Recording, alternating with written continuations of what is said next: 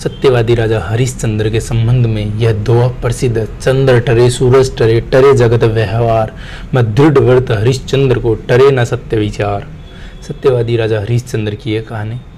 सत्यवादी महाराज सूर्य वंश में त्रिशंकु बड़े प्रसिद्ध राजा हुए। उनके पुत्र हुए महाराज हरिश्चंद्र।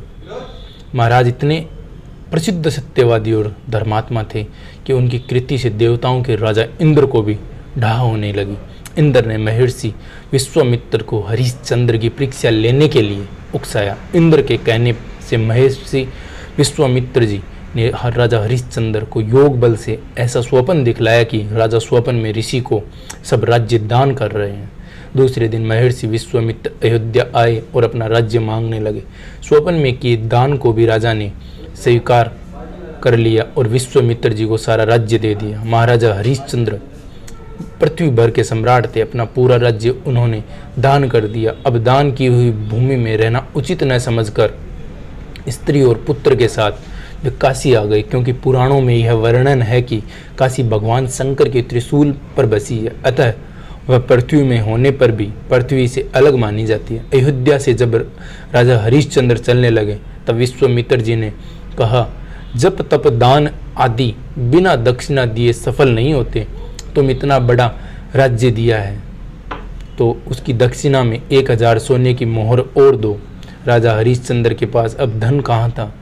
राज्य दान के साथ राज्य का सब धन तो अपने आप दान हो चुका था। ऋषि से दक्षिणा देने के लिए 1 महीने का समय लेकर वे काशी आए। काशी में उन्होंने अपनी पत्नी रानी सवैया को एक ब्राह्मण के साथ भेज दिया। राजकुमार रोतास्व छोटा बालक था। प्रार्थना करने पर ब्राह्मण ने उसे अपनी माता के साथ रहने की आज्ञा दे दी। स्वयं अपने को राजा हरिश्चंद्र ने एक चांडाल के हाथ बेच दिया। इस प्रकार ऋषि विश्वामित्र को 1000 मोहरें दक्षिणा में दी।